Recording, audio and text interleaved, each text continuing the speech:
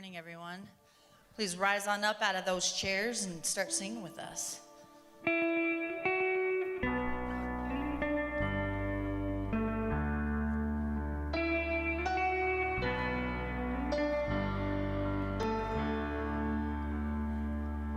The weapon may be formed, but it won't prosper.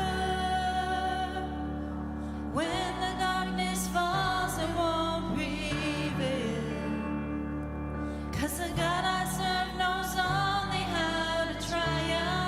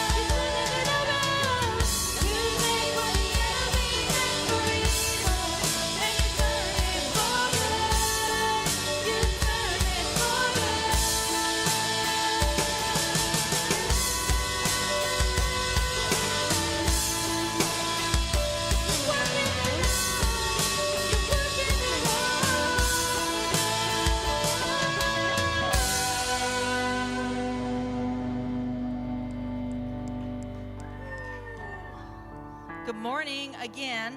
How we all doing? Are we warm? Well, Rick's good. That's all that matters. So we need to, I'm not going to get a drink of water. I need to say something. So we need to see victories in everything that happens every single day. Even when things don't happen in your way, you still need to see the victory in them. We need to see the victory in everything that we do, everything that we say, everything that happens to us, everything that we do to other people. And with that being said, whatever victory comes our way or somebody else's way, we still need to view ourselves as Christians. We still need to remember that we are God's children. No matter what side of anything we are on, we are still Christian, and we still need to treat everybody like Christians, like God treated us.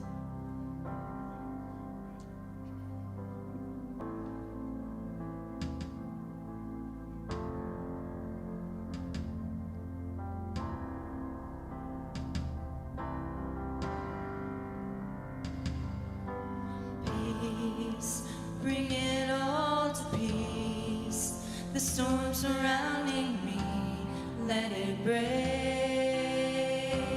at your name still. Call the seas to still, the rage in me to still. Every wave at your name, Jesus, Jesus. You make the darkness tremble, Jesus, Jesus. You silence fear, Jesus, Jesus. You make the darkness tremble, Jesus, Jesus. Breathe, call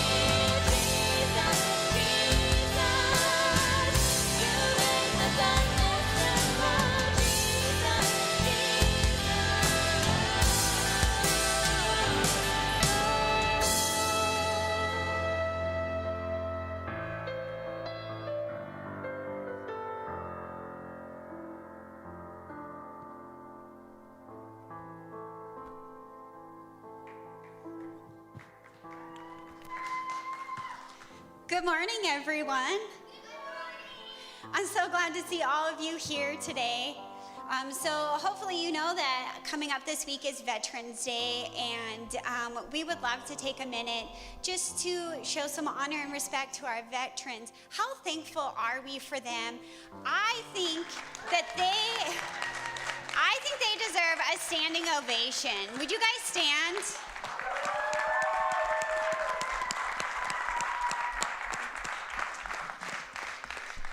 So we are so thankful for our veterans, and we just couldn't let that pass up without giving some honor to them today.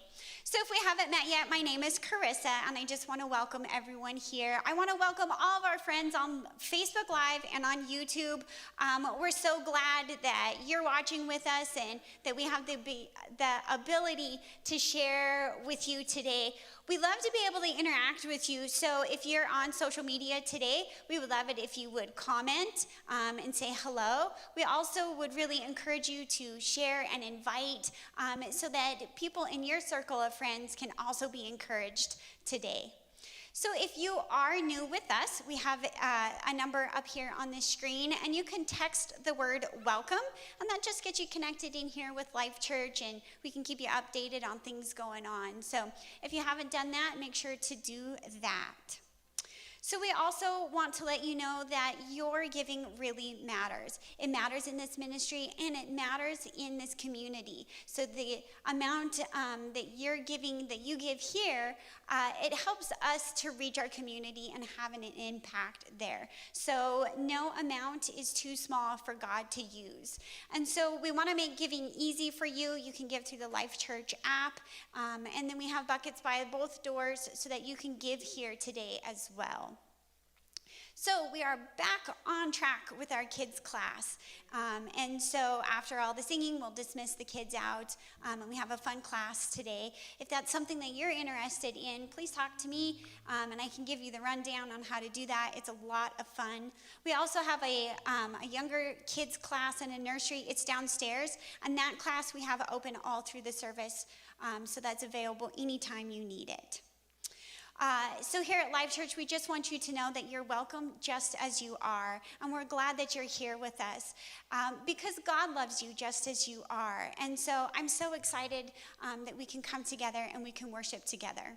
So let's continue to worship, so go ahead and stand up.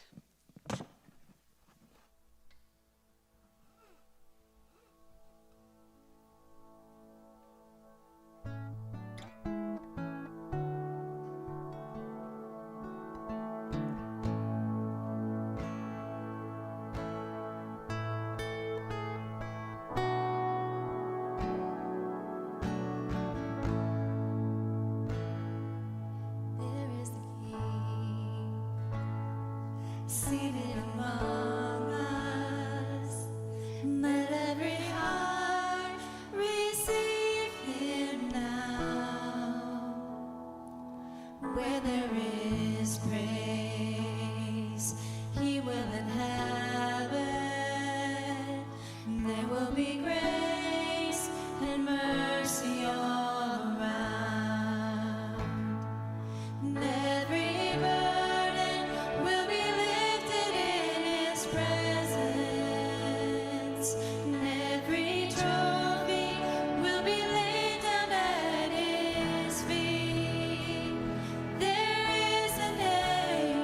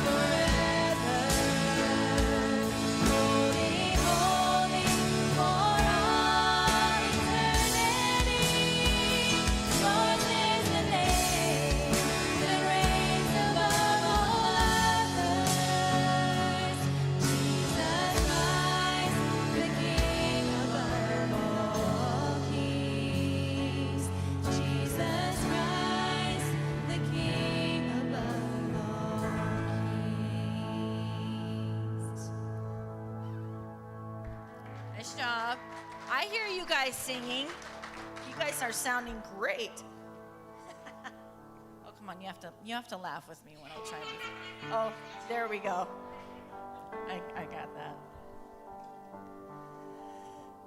In this chaotic type of year, we need to focus on what's important. We need to focus on the things that God has done for us, and we need to instill that to everybody else in this world, around us, within our circle that might not know Him. We need to instill peace among everything that we say and do. We need to instill mercy onto everybody, including our children. Yes, including our children. And our brothers and sisters and our mothers and fathers, all that stuff. We need to focus on the things that make us who we are and whose we are. We need to focus on the things that God has done for us, and we need to instill that on everybody around us so that people know who we are. Not just who we know who we are, but that people know that we are God's.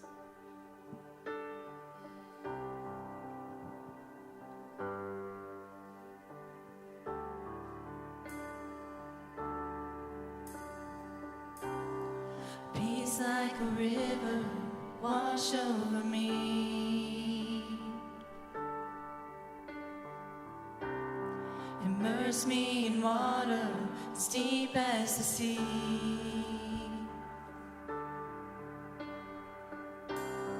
Hide me in love, your healing embrace. Peace like a river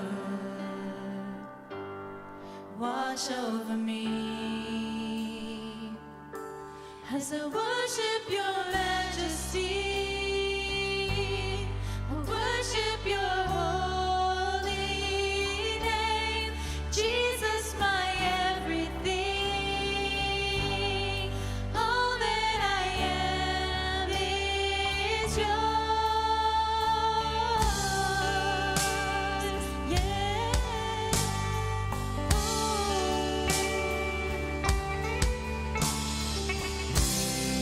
Come, Holy Spirit.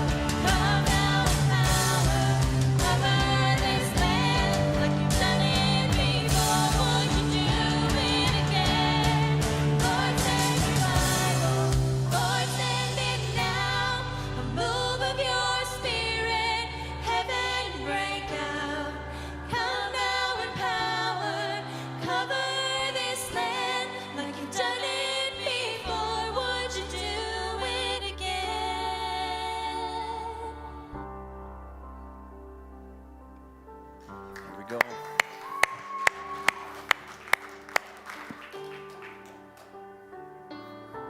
Lord, send revival, right?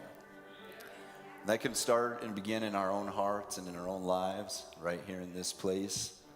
It's a good thing to be reminded today, I think, before we get started. You know, we've all done our part. If you have, you voted, you didn't vote, whatever. But reminded once again that God didn't come to this world to make Americans or Democrats or Republicans. He came to reveal God's love to us and bring us into the true kingdom, his kingdom. And he's still on the throne today. And that's pretty sweet.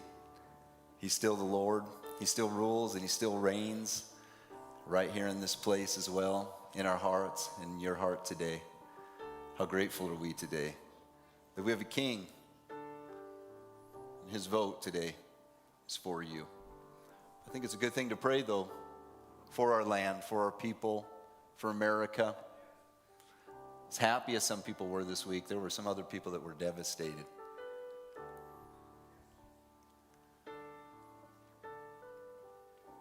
Where do you even go in this song? Lord, send revival?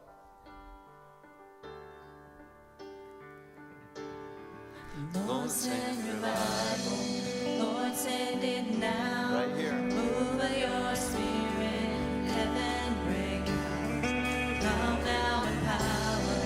Cover this land like you've done it before. Would you do it again? Lord, send revival. Lord, send it now. Move of your spirit. Heaven break out. Come now in power. Cover this land like you've done it before. Would you do it again? Lord, send revival. Lord, send it now. Move of your spirit. Heaven break out. Come now in power. Cover this land like you've done it before. Would you do it again? Lord, send revival. Lord, send it now. Move of your spirit. Heaven break out. Come now in power. Cover this land like you've done it before. Would you do it again? Heaven break out. Heaven break out. Heaven break out. Heaven break out. Lord, send revival. Lord, send it now. Move of your spirit. Heaven break out. Come now in power. Cover this land like you've done it before. Would you do it again?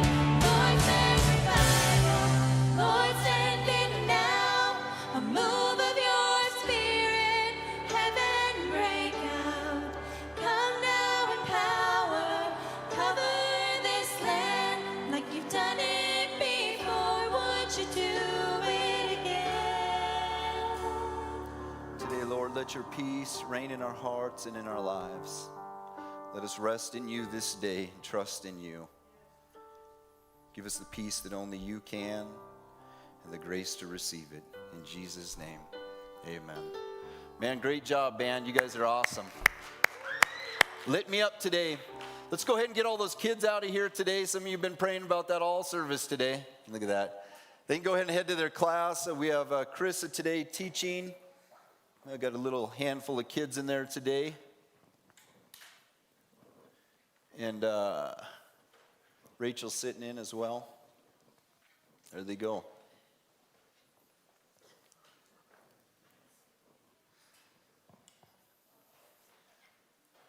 Be okay, buddy? Could you grab my water bottle over there, Kelsey? Thank you.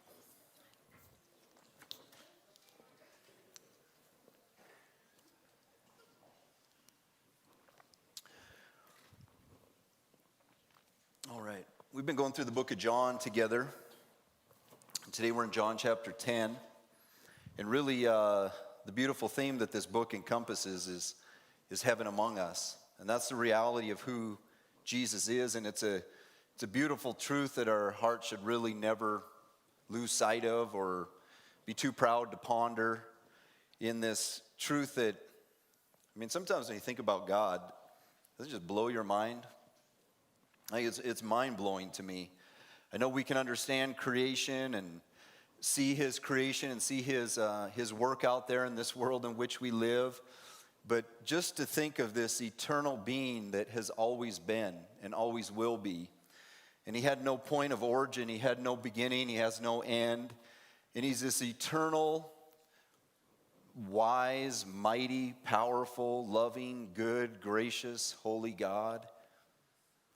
And to be able to create everything that he's created, I mean, the fascination that is found just in a human being, or how babies are made is great, but how they grow is pretty great too. How they're formed and come to life in the womb, and they go from like these, like a little fish in water to a living soul. They go from, nowhere to out here, and there's just so much about God that is just, I mean, you can't get it in your brain, but that God who is, he in his plan and in his wisdom, the major way he chose to reveal himself to the world he created was through himself and through a human body, and that human body was Jesus Christ. And there's nobody like him. He's a lot better than we've ever thought he was, that's for sure. He's a good Savior. He's a good God.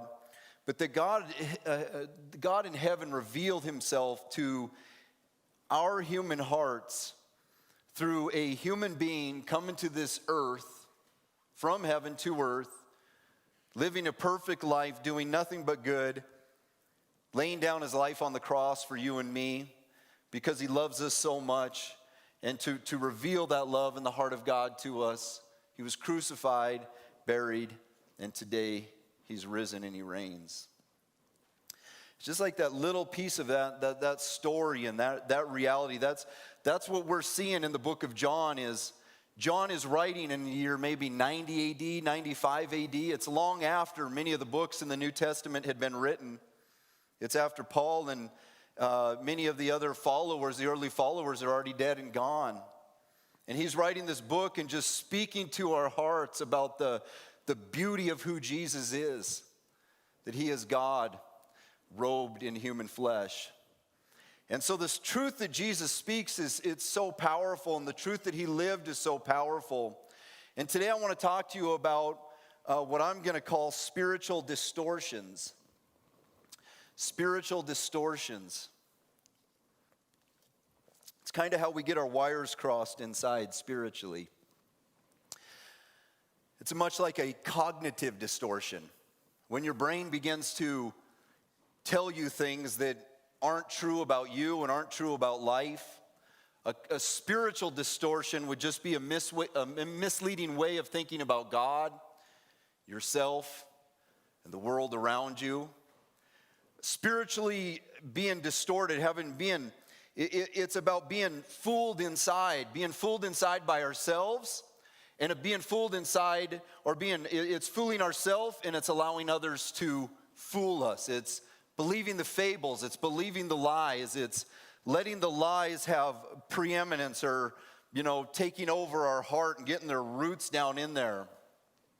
A spiritual distortion is just when I'm letting myself be fooled by a truth that is not, a truth that is how would I say it? A lie that I'm receiving as the truth.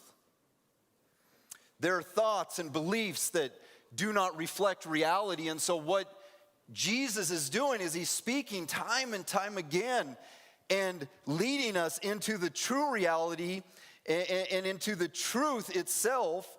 And so like in John chapter 10 and verse 1, he begins to speak here and he says, I tell you the truth.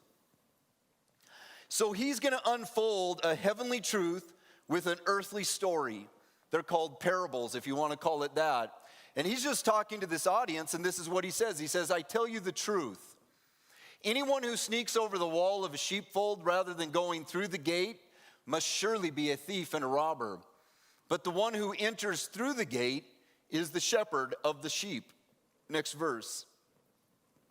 The gatekeeper opens the gate for him, and the sheep recognize his voice and come to him. He calls his own sheep by name and leads them out. Next verse. After he has gathered his own flock, he walks ahead of them, and they follow him because they know his voice. They won't follow a stranger. They will run from him because they don't know his voice. End quote. So that's it. That's all he said. That was his teaching for the day. And so as people sat and listened to that, that could have been like, oh, that's cool. Like God really cares about sheep. God really was just revealing to us maybe a book he read on shepherding this week. And you just kind of, you read that and it's like, what spiritual truth did I garner from that? What spiritual truth did I get from that? I just felt like Donald Trump right there when I did this. Like, you ever see him talk? He's always like, he does that. Sorry if that made some of you guys twitch and other of you guys were like, yes!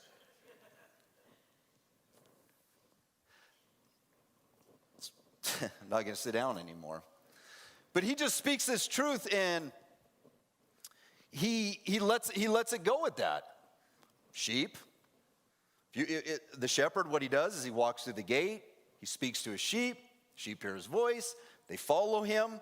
They're not going to follow a stranger simply because they do not recognize his voice. But when they do see a stranger, what goes off in their heart is stranger danger. And they run.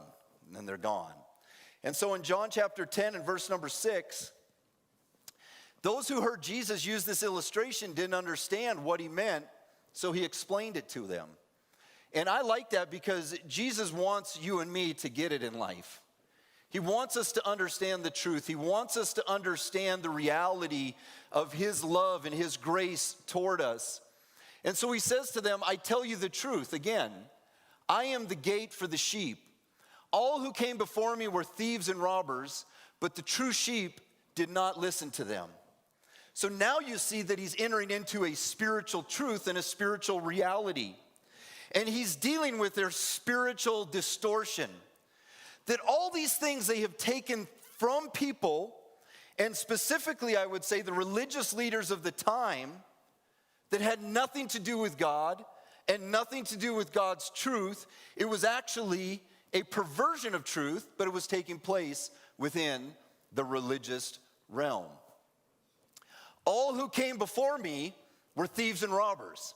I was kind of just praying over here before I got started, something like this. It's really simple. Oh, God, help me. I don't know what I'm going to do. I don't know what I'm going to say. I'm kidding. It's not that bad. But I'm like, sometimes when you're speaking or you're living, you feel like that all the time, like, you just want to say, like, God, what do you want from me? What do you want from me, Lord? Like, what do you want from me? I can never be spiritual enough. I can never be holy enough. My best attempts, it always kind of seems like it's fallen short. But I sure love you and I want to follow you. But it's just like, what do you want from me? It's like the Lord said, just in that sweet little voice, the still small voice is that and reaffirming it to my heart is that, Jason, I don't want anything from you. I want something for you. And see, when you're dealing with thieves and robbers all your life, that's what you feel like is happening. You're always being taken from. You're being stripped. And thieves and robbers, guys, they don't go into your house and look for an old dirty pair of sheets that you're about ready to throw away. They go find what's valuable. And the thieves and robbers have been coming throughout history, and they've been taking from God's people and those who God loves their value, their worth, their significance, their importance, and the reality of just how much God loves them. All who came before me were thieves and robbers. It's so easy to understand why we get so spiritually distorted with things. Because we're trying to process the truth in light of the thieves. We're trying to see God, like you could grow up in your life and have a horrible, horrible experience with your earthly father. And when you try to walk with God and then you hear that he's your heavenly father, it's like that can become so distorted because you start to impose on him things that you saw in your earthly father. Like, how could I trust him, or being violated, or just so many things. But God is nothing like that. And it's just like that in our spiritual walk, is that we've been takers ourselves, but we've also become so accustomed to people taking for us. You think about it, if you invited somebody to church or people came to church, one of the first things that people will say to you why they don't want to go to church is this: all they want is my money. And Jesus is saying, yes, in essence, those are the kind of people you're going to come across. That's how it's going to get perverted. Taking. And so the challenge in life, if we want to work out the spiritual distortion, is we've got to be able to listen to the right voice and be able to listen to it strong enough and courageously enough that we can let God's truth permeate our heart and our life, no matter what the thieves and robbers presented to us. Now, it says this: all who came before me were thieves and robbers, but the true sheep did not listen to them. And I kind of look at that and I go, well, I don't know how true of a sheep I am because I've been doing a lot of listening. And it's like I got a thief and a robber inside me.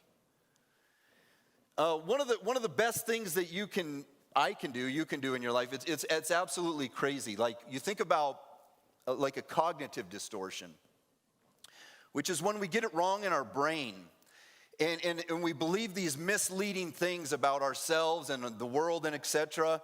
And we start to develop these super negative thoughts about ourselves. But if you had a friend that was struggling the exact same way that you are, or your wife or your kid, you would go up to that person and you would speak to them with a compassionate, kind, encouraging voice. But I've got a thief and a robber inside me, and he don't talk very nicely to me. He's very hard, very harsh, and he's always trying, it seems, to rob my joy, to rob my peace, to rob my good enough, to rob my understanding, to rob my life, to rob my walk, to rob the blessing that I have of just knowing God and the life that I have. And I'm trying to learn to listen. I'm learning to listen to God's voice still in my life, but learning to let that same voice come out of my mouth when I speak to my own soul and I speak to my own heart. It's one thing to know the truth. It's another thing to allow that truth to transform you. And the thief and the robber, what they're doing is it's constantly a take.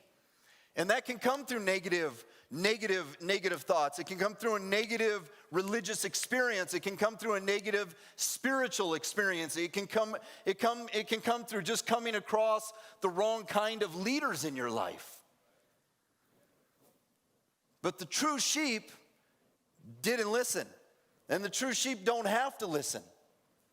But those lies are so easy to believe. Jesus says this as he goes on. He says, yes, I am the gate. Those who come in through me will be saved. Delivered from the robber, delivered from the thief, delivered from the lies. Those who come in through me, those who come in through me will be saved. They will come and go freely and will find good pastures.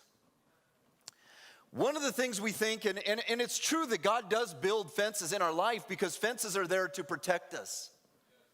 But so often what happens is when you get into a religious context, those fences are created to lock you in. But what Jesus came to do is he came to let you go so you could live. And I love this. It's not only salvation and deliverance that we experience when you come in through the gate, when you come in through the Lord, when you come to know the Lord, but it's about your life. You're coming and you're going, that you're able to do it freely. It's not by force. You have been given the freedom to roam by the Lord. You have freedom in the Lord to roam. I think one thing, and I know I harp on it a lot, but in a religious context, in my brain, when I think about myself as a religious person and I look at other people in a religious way, what I feel like I need to do is control and take away the roaming. So religion, instead of allowing a person to roam and experience life, is going to give you rules so you can experience their acceptance. But Jesus didn't come to lock you in and put you in a fold where you look around and see everybody that looks, behaves, acts, talks, and is just like you. He put you in a place where you can live out your own unique individual identity on this earth, understanding that he is your shepherd and you're not looking to other sheep to lead you. That's a spiritual distortion when you think, I need another sheep to show me how to live. Sheep can be good examples to us. They can maybe show us the good pasture. They can show us how to follow the shepherd. But ultimately, there's one shepherd, Jesus Christ, and the rest of us, we're just sheep. We all get a little poop on our backside.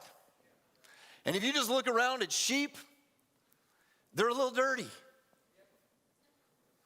They're a little dirty. If you look around and you see a too clean of a sheep, you know what you got? You got a wolf in sheep's clothing. Like, you're a little too cleaned up, buddy. But isn't that beautiful with Jesus? That he's not trying to put you in a place where you're straitjacketed, but you get to start to live your life according to the will that he gave you, and you truly do get to choose the life that you want to live. And you get to choose the way that you want to go. And what Jesus is trying to do is he's trying to lead us so we can feed and live safely. They will come and go freely. I think freedom is a very, very scary thing for people. I think freedom kind of freaks people out because they don't know how to live with it and they don't know what to do with it.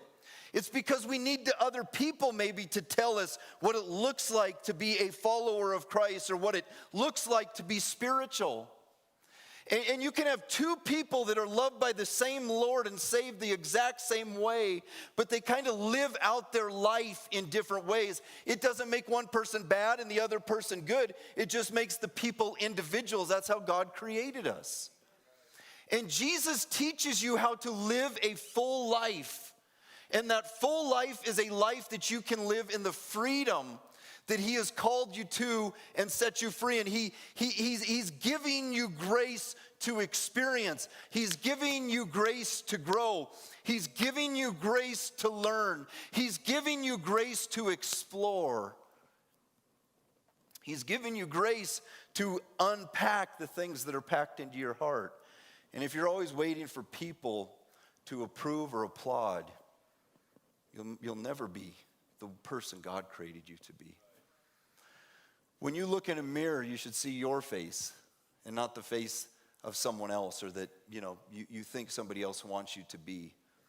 It's a tough journey in life, learning to be comfortable in our own skin and understanding that Jesus and God has given us the freedom to roam and the freedom to choose. They will come and go freely. They will come and they will go freely. With no shaming, with no belittling, with no begrudging, with no negative talk toward them, with no browbeating, with no you better or you else. Come and go freely. You get to come and go freely even in your faults, my friend. Come and go freely in your flaws. Come and go freely in your life. And you come and you learn to come and you go and you learn to live freely. And what Jesus says is you're going to find the good pasture.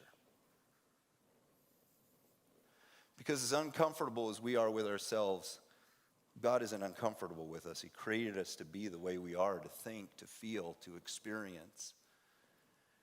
And I think the good pasture is just when you kind of learn that, this is how I roam, man. This is my roaming. This ain't my religion. This is my life. I know no matter how far I roam, I know who my shepherd is. I know how my shepherd talks to me. The shepherd left the gate open. He leaves the gate open. He allows you to experience the bigness of life, the blessing of life. A spiritual distortion is when you think you got saved and then locked up. A lot of living for Jesus, many times you would know it, feels a lot more like a prison than a pasture. The pasture's right before you. It's just about us learning to feed on it and learning to feed in it, learning how to bed down in it, learning how to be okay with it. It's a tough thing. We're all eating the same grass, folks. We're all eating the same grass. And some of you guys are all smoking the same grass. We're all eating the same grass, but you know what? One person, you could be sitting right next to him eating the exact same grass and having two completely different experiences. Because how we feel, it's so much of it is controlled by how we think. And like one person can just be experiencing grace and enjoying things and being so thankful for it, while the other person feels like, does God even want me eating this grass? Am I eating the grass right? Am I chewing the grass right? Am I eating too much grass? Why isn't everybody else eating over here? Why isn't everybody else feeding over here? Why isn't everybody else over here on the river? Why isn't everybody else lying down here? Because everybody else isn't you. You have freedom in life to roam. And if you're going to learn to roam, you're going to get it wrong. You're going to fall. You're going to struggle. You're going to find yourself in places maybe you shouldn't be. Or you're going to find yourself with people maybe you shouldn't be with. But you know what? It's all part of the process. It's all a part of the journey. It's all a part of learning. It doesn't matter where I go and where I roam, I never lose my shepherd. Even if I leave my shepherd, I don't lose my shepherd. Period. And believe me, in my life, I'm not trying to lose him or leave him. I love my shepherd. And all I'm looking for in life and all I want you to find in life is the good pasture. And in order to find the good pasture, you've got to get beyond the voice of the thief and the robber. You've got to get past the point of letting those who have told you that this is what it's supposed to be like, or this is how you're supposed to be. You're not going to find the good pasture. You're not going to find the freely. Maybe you felt like following Jesus, and I hate it, man. I've been there, and I do it to myself. I've done it to other people. Finding Jesus was more about force than freedom. And Jesus never, ever, ever forces you. Never force you against your will. Never force you against your will. It goes against God's nature, and we'll see that a little bit in just a second here. But you have freedom. And with freedom, there's going to be a difference of opinions. With freedom, there's going to be a difference of where we place our vote. With freedom, there's going to be a difference of where we live and where we work. Your freedom, every one of us is free as an American. Thank God for that today. I know some people today are not happy with maybe how the election went, but be happy about this. We're still in a democracy. It did not turn into a monarchy. And it's still America. And I got to tell you, I want you to know, is that there's good people on both sides. There's very, very good people. And there's belief on both sides. I know there's differences, but that's the danger of living in a free country, is that sometimes things are put up to vote where people's opinions are going to be manifested in a different way. But we are in a free country, and you are free as a believer. You are absolutely free. Free, free, free. Period. That's the way it works. And the way you cast your vote in life and what you do with your life is probably and should be different than how a lot of other Christians will do it. That doesn't make you a less than. You were made to roam, dude. You were made to roam. You were made to roam in such a way where I can experience the grace and the vastness of God's unending mercy in a way that is absolutely beautiful and awe-inspiring, and it's unique, and God created me to live. Jesus says it this way, and I love this. Look at John 10:10. The thief's purpose is to steal and kill and destroy.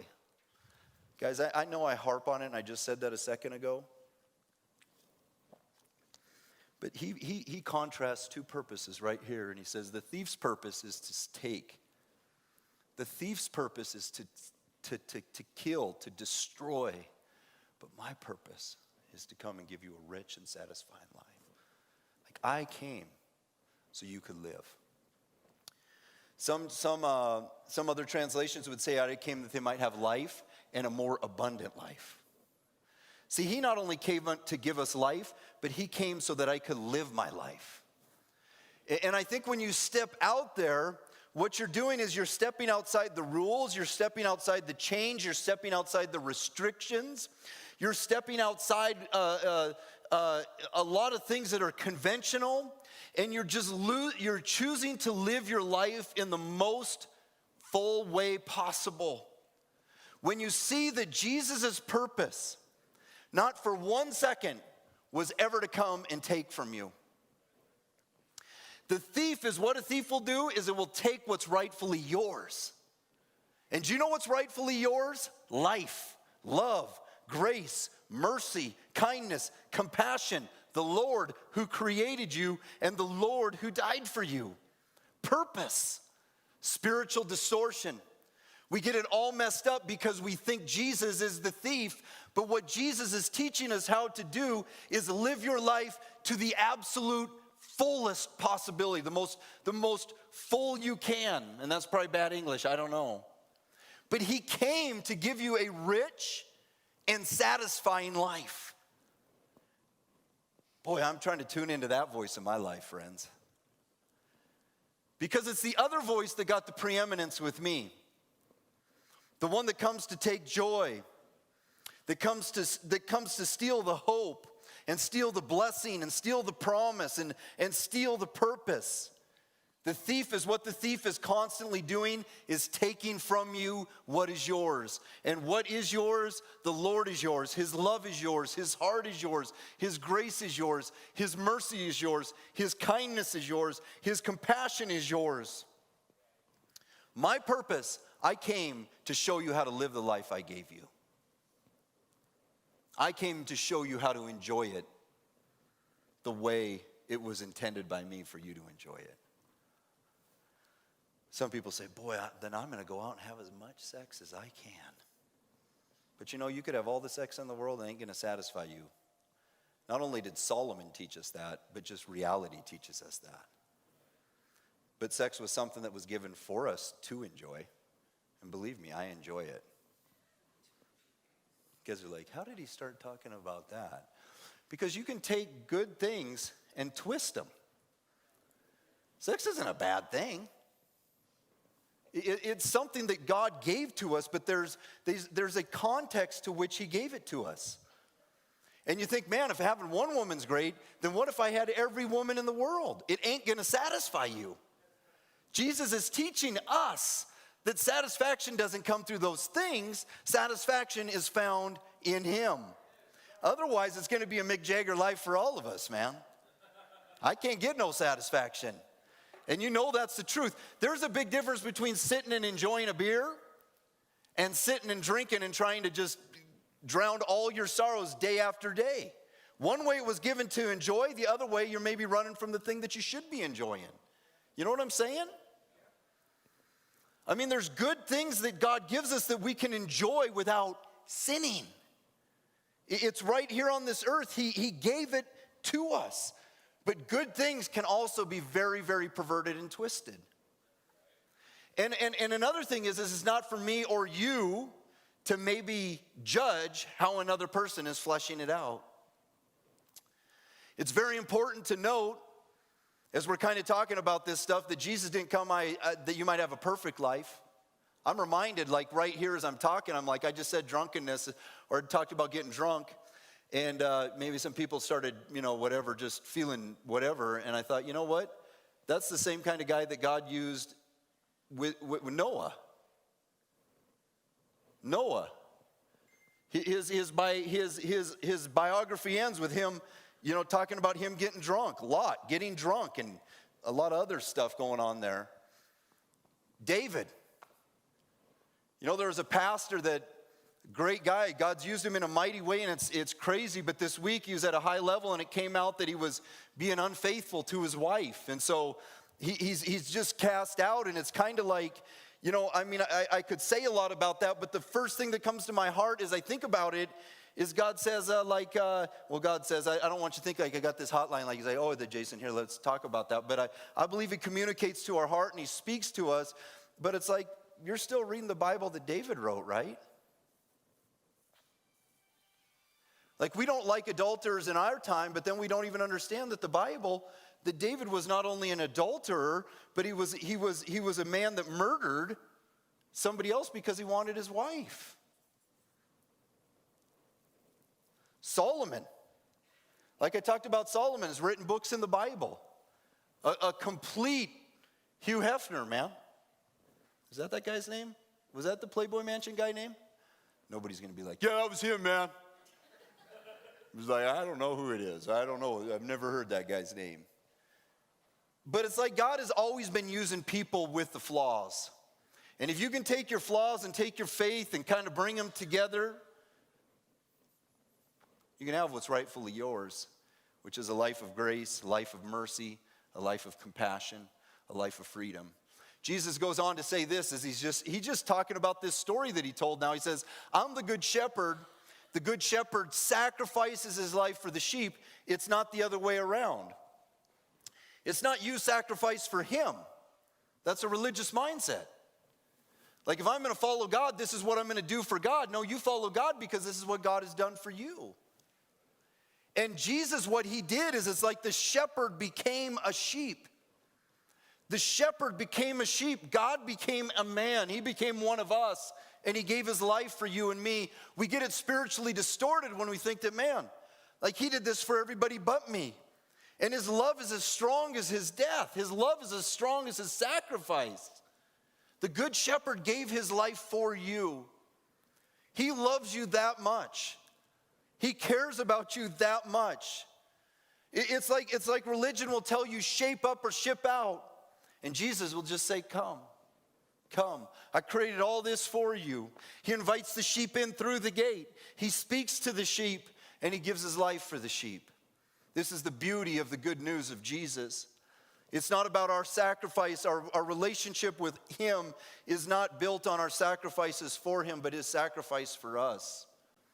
And any sacrifice we make is just a reflection of the one he already made for us. It's not going to make you any more his. He gave his life for you. John 10, 12, and 13. He goes, a hired hand will run when he sees a wolf coming. He will abandon the sheep because they don't belong to him and he isn't their shepherd. And so the wolf attacks and scatters the flock. Wolf. Am I saying wolf right? It's really tripping some of you guys up. I am a free man and I'm going to talk how I want to talk. I've been saying wolf since I was a kid. It's a wolf. The L is in there, but it just slips in really quick. Wolf. It's a wolf. I don't have time to say, I got too many videos to watch on YouTube and Facebook or whatever. I don't know. I got too much stuff on Netflix. I can't be slipping an L in there every time I see the word wolf. Let's get on this right now. I want to solve. How many in here say wolf? Everybody. Who says wolf?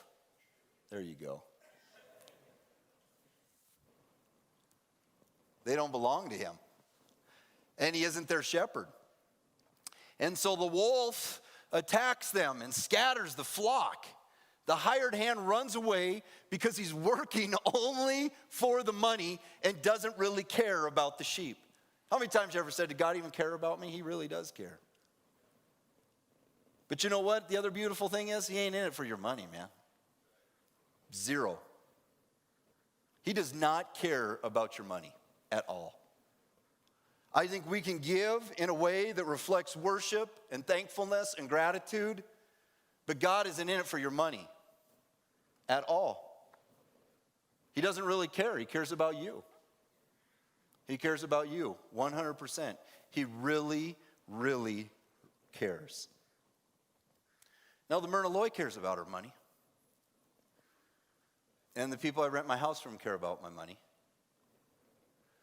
And money is a reality in this world, and churches need them, and businesses need them. And I hate to break it to you guys, but when you got your job, you needed it too. But it is not about the money. Jesus isn't in it for what he can get out of us. It's about what he gives to us. And I think giving in its most beautiful form is like you're just a channel. It's like he gave this to me and I'm a distributor, I'm a contributor. I'm not the manufacturer of this. But I give because of his care and I live because of his care. And boy, how my wires get crossed, man. And how I get spiritually distorted when I start listening to the voice of the thief or the wolf. and I start listening to those things that don't want me to belong and don't want me to be a part of it. They're not there for my life. A wolf is not there to help a sheep learn how to live. A wolf is there to help kill you, to destroy you, to devour you, to take from you what is yours.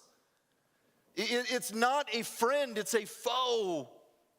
And I think in life we have to fight for sheep, we have to fight for other sheep, and we have to recognize that there's things in this life that, look, so the wolf attacks them and scatters. There's nothing more powerful than unity. There's nothing more destructive than division. And I believe that the devil tries to divide the things that God unites, and he tries to unite the things that God divides. But the wolf is what he's doing is he's trying to scatter the flock. He's trying to corner us somewhere where we can feel like we don't belong with the sheep. The shepherd doesn't care about us, but he really does. And the beautiful thing about it is, what Jesus is saying is others may run, but I never will. A hired hand would run. Jesus isn't a hired hand. He's your God. In John 10, 14 and 15, he says, I am the good shepherd. I know my own sheep, and they know me, just as my Father knows me, and I know the Father. So I sacrifice my life for the sheep. Jesus knows you perfectly. He knows you intimately. It's so weird to me. I'm like, man, Lord, you know me like that, and you still love me. And other people will never know me like that, and they only know bits and pieces of me, and many times just what they want to think about me, and they would reject and condemn and judge and cast you out as evil. But Lord, you know everything.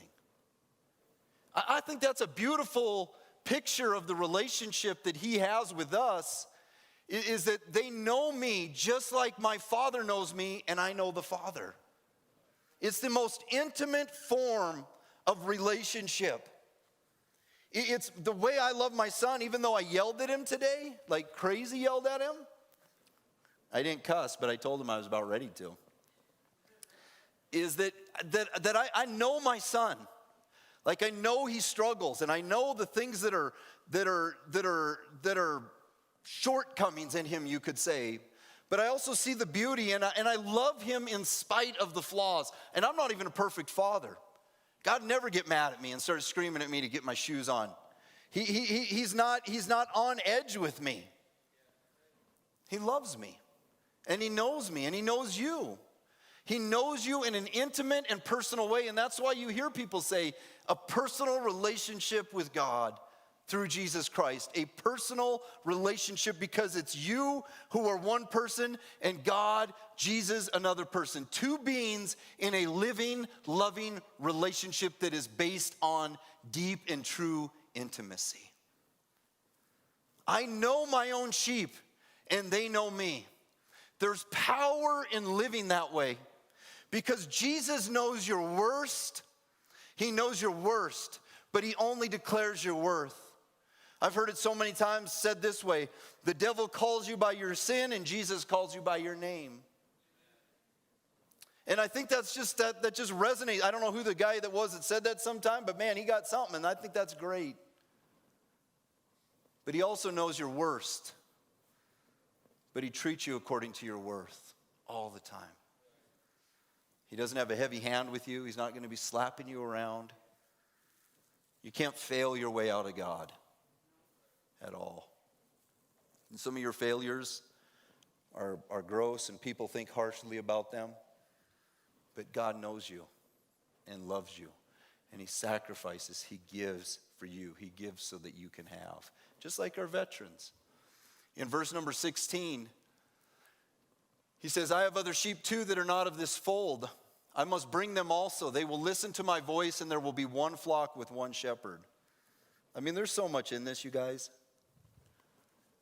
Most of the time, the spiritual distortion comes when you start looking at people about the fold they're in. There's a lot of different folds in this world. There are born-again Christians that are in the Democratic fold and in the Republican fold and in the independent fold and in the I don't care fold. There's people, there's God's children that are American, Chinese, Japanese, Vietnamese. And when you start looking at a fold, you start defining yourself by the differences, maybe the fencing that you use, the pasture that you have. But you know what? It's not about the fold, it's about the shepherd. And I would say myself as a church person, I used to magnify myself based on the differences because that's what I thought what God wanted. You know, I'm right and everybody else is demonic. That's a pretty positive way to look at things. But to me, it's so much bigger than that. And the church to me can be universal. It can be a global church, and I like that because that's the way it is. It's not about the flock. We might be doing something different here at Life Church in Helena that other churches are doing in the city, but I'm still friends with those people in those churches, and I love what they're doing, but it's about the one shepherd and the one flock. Isn't that crazy? Some of the people that you absolutely can't stand and I can't stand are going to be the people that are in heaven standing there right by you.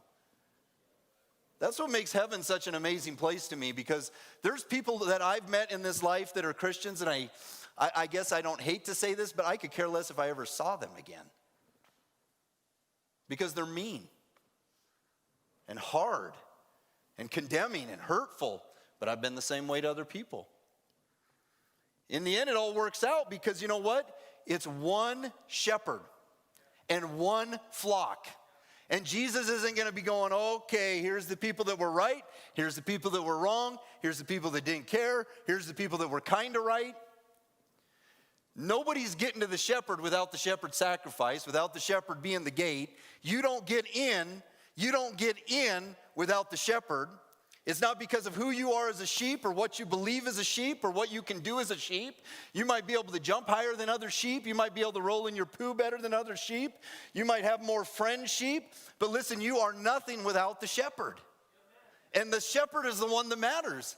It's not about how great our wool is that we're making our worth about. It's about how great the shepherd is. It's about how great his love for us is. I think it's extremely liberating when you just can start loving other people that are nothing like you. And I'm talking about people that believe the same way and don't believe the same way. I see it as Jesus' work to bring people in, because what they do is they listen to his voice. And his voice calls us in a loving way. His voice calls us in a kind way. His voice meets us in the darkness. His voice meets us in the dark places. I remember being in church and early in my 20s, and kind of, even though it's not really, I don't know what it was, but it was all of a sudden like for people to meet God, they had to come to an altar. You know, if they wanted to get saved, they had to come to an altar. And if they wanted to get right, they had to come to an altar. But two things about my life personally was I never got saved at an altar, and I never got right at an altar. And then most of the people that I talked to never got saved at an altar and never got right at an altar, but they all of a sudden wanted everybody else to have to come to an altar to get saved. And that's not how it works. It's you hear his voice. I remember talking to one guy and I said, hey, what do you think a person has to do to get saved or something? He says, well, they gotta repent of their sins, and they gotta know Jesus Christ is the Son of God. And I can't remember, there was 10 or 15 things there. It was pretty crazy. And I said, well, what did you do? And he said, well, I was just at this Lutheran retreat.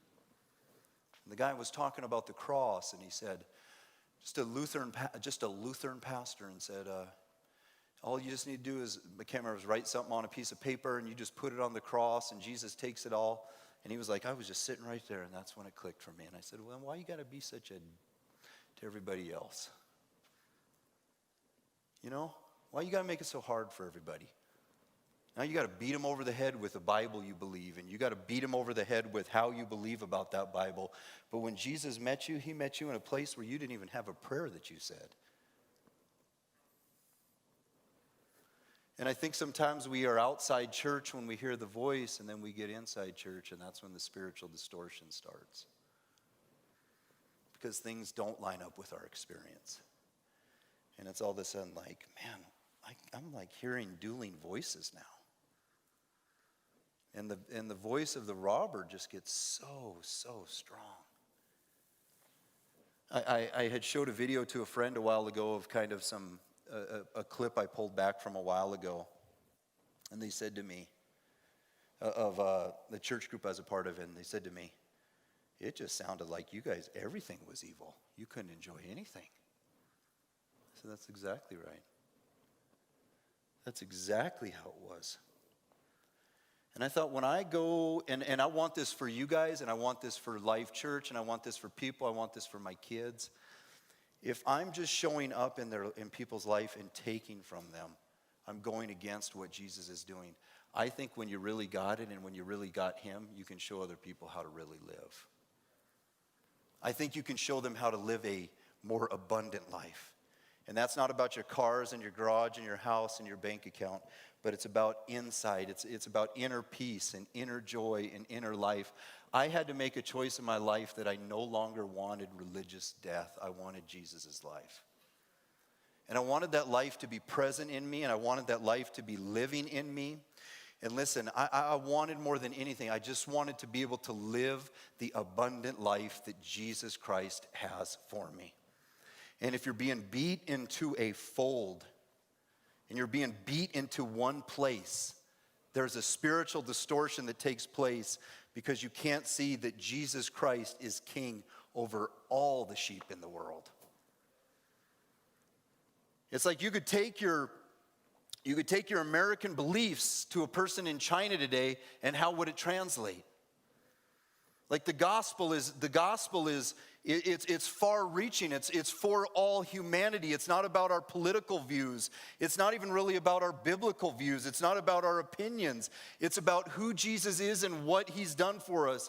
It's about the simplicity of the gospel, that Christ came to this world. He suffered, bled, and died for us, and he rose again, and he is calling out his sheep by name. That's the beauty of it. Jesus goes on to say this, and we're done here, folks. He said, the Father loves me because I sacrificed my life so I may take it back again. He's clearly speaking about him giving his life on the cross, but also the life that is going to come to him through resurrection. And he says, no one can take my life from me. Man, that is so beautiful. I give it voluntarily. I sacrifice it voluntarily. For I have the authority to lay it down when I want to, and also to take it up again. For this is what my Father has commanded. There's no force, there's freedom. Jesus is not telling you have tos, he's telling you get tos. It's a free life, and a free life is going to be the most joyful life. It's the life where you don't have to compromise who you are and compromise your values to fit in, but you can belong because Jesus Christ has received you and Jesus Christ loves you. And the church has got to have some diversity with unity, and it's got to have that beauty there of all colors, of all shapes, of all sizes. And Jesus is simply saying, guys, it's not like God says, the Father says to me, you better or else. It's I'm saying to the Father, he's laying down his life freely, and this is true sacrifice, and this is true surrender. And Jesus says this lastly here at the end in John 10:27. He says, my sheep listen to my voice. I know them and they follow me. And I love this, how he ends it right here. I give them eternal life, and they will never perish. No one can snatch them away from me, for my Father has given them to me, and he is more powerful than anyone else. No one can snatch them from the Father's hand. Spiritual distortion is you get so confused about whether or not you're falling in and out of grace. If it's grace, you don't fall out of it. And your salvation is not dependent upon the things you do and other people say about you. And you can believe someone that tells you, you know what, you lost it or you did this or whatever, but they can't take you out of Jesus' hand. No one can snatch you from him. He snatched us out of this world. He brought us out of this world. And we might get a little self-righteousness in our eyes, in our lives. But listen, your salvation is not based on your righteousness. It's based on the sacrifice of Jesus. It's based on his perfect love. If some of you are out there and maybe you're just always doubting, you're always wondering, like, what do I have to do? And how do I keep my salvation? And how do I live out this salvation? And what if I do this, then what? And Jesus says, you know what? They will never perish, and never means never. And I think this is the beauty and the blessing of the Bible, is that he goes to fight for you and he goes to fight for grace. And listen, you don't have to fear losing it, but you just have to have the faith to live in it, and let the shepherd's voice be louder than the voice of every robber in your life. We thank you today, God, for your love in our life. We thank you for your purpose, and we thank you for your grace, and how much just gets stolen from us because of our own insecurities, and how much we try to steal from others because of our own insecurities. We try to rule with control, and we try to rule in the way that we think is best. But your way is best, and you go after the heart. And you speak in a way where the human heart can grasp it. And you speak in a way where the human heart can open its door to your voice. Today in this place, and today those listening, listen, all it is about hearing his voice of love, his voice of truth. He gave his life for you, and he loves you. Right here today in this place. Come in through the gate. Pasture is yours. The world is yours. The kingdom is yours. Forgiveness is yours. Mercy is yours. Grace is yours. Eternity is yours. God is yours. Jesus says, come in through me and you'll be saved. Come through me. I am the way, the truth, and the life. Our life is found in the one who created us. And he freely gave, and he freely laid down his life, and he did it all for us in love. And listen, our response gets to be the same. We give our hearts to you today, Lord.